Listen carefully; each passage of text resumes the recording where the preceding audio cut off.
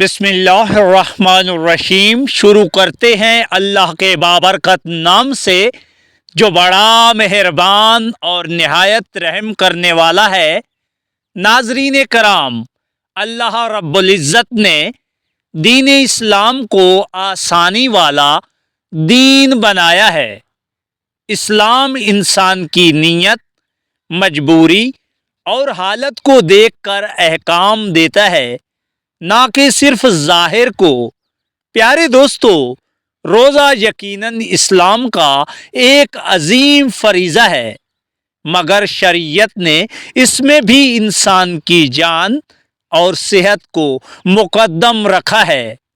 محترم ناظرین کرام، اگر کوئی شخص شدید بیماری میں مبتلا ہو یا ایسی کمزوری ہو کہ روزہ رکھنے سے جان کو خطرہ ہو، بیماری بڑھ جانے کا اندیشہ ہو یا ڈاکٹر واضح طور پر منع کرے، تو ایسے شخص پر روزہ رکھنا لازم نہیں۔ محترم ناظرین کرام، اللہ تبارک تعالیٰ اپنی لا ریب کتاب قرآن مجید فرقان حمید میں فرماتے ہیں کہ جو بیمار ہو یا سفر میں ہو وہ بعد میں گنتی پوری کر لے۔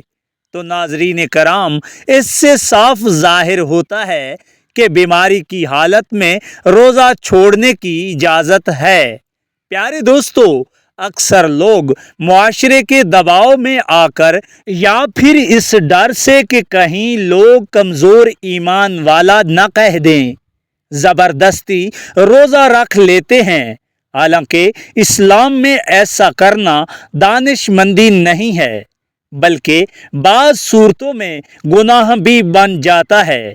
تو ناظرین کرام، کیونکہ انسان اپنی جان کو خود نقصان میں ڈال رہا ہوتا ہے، نبی اکرم صلی اللہ علیہ وآلہ وسلم نے فرمایا کہ نہ خود کو نقصان پہنچاؤ اور نہ کسی دوسرے کو نقصان دو۔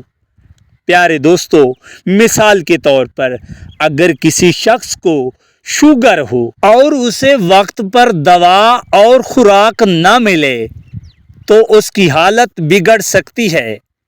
اسی طرح دل کے مریض، معدے کے شدید مریض یا وہ عورتیں جو کمزور ہوں یا حاملہ ہوں، اگر روزہ ان کے لیے نقصان دہ ہو تو ان کے لیے شریعت نے آسانی رکھی ہے۔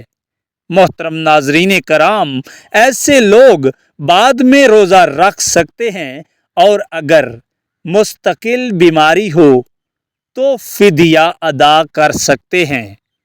پیارے دوستو، یہ بات بھی یاد رکھنی چاہیے کہ بیماری میں روزہ نہ رکھنا کوئی گناہ نہیں، بلکہ اللہ تبارک تعالیٰ کی رحمت اور اس کی دی ہوئی سہولت ہے۔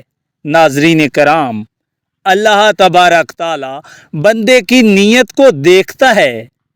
اگر نیت صاف ہو اور دل میں روزہ رکھنے کی تڑپ ہو مگر مجبوری آڑے آ جائے تو اللہ تبارک تعالیٰ اس نیت پر بھی اجر عطا فرماتا ہے۔ تو محترم پیارے دوستو، آخر میں ہمیں یہ سبق ملتا ہے کہ اسلام سختی کا نہیں بلکہ آسانی اور رحمت کا دین ہے۔